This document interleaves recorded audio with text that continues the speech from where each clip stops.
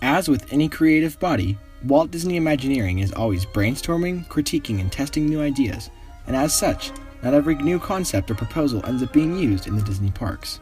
This is Dateline Disney, and today we're going to be discussing 5 Disneyland rides and concepts that were never built.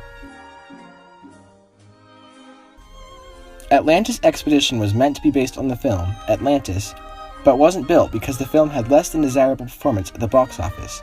Guests were to use mechanical arms to grab Atlantean treasure, though this concept was shelved in favor of Finding Nemo Submarine Voyage. Candy Mountain was a planned attraction for Fantasyland, being one of the earliest scrapped Disneyland concepts. Guests would ride a choo-choo train through a confectionery landscape, complete with mammoth-sized lollipops and sugary mountain peaks.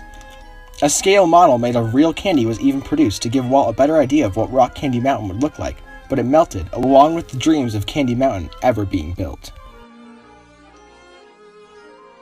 While we still have an awesome ride in Adventureland based off of the adventures of Indiana Jones, the original plans for an Indy ride included a huge, atmospheric locale that connected the Lord of the Jungle cruise to the Indiana Jones adventure, in turn giving Adventureland a much, much richer backstory.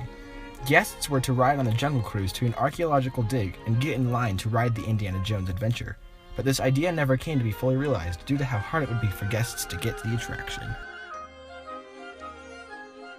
Mickey's Madhouse came about as part of the cancelled Dumbo Circus Land idea surrounding an expansion to Disneyland, where Toontown now resides.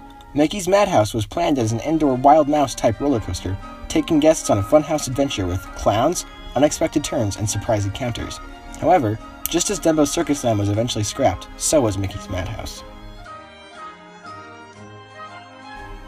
And, while this last one sort of doesn't count, as some of the concepts for Space Voyage eventually came to be used in another existing attraction, it's still quite the concept. Space Mountain was one of Walt's big ideas, with a proposal being drawn up of a massive complex containing 4 separate ride tracks. Space Voyage was considered due to the success of the Matterhorn, and while it eventually became Space Mountain in the Magic Kingdom, which has 2 separate tracks, the original design still holds the "sky is the limit" attitude that Walt Disney always had.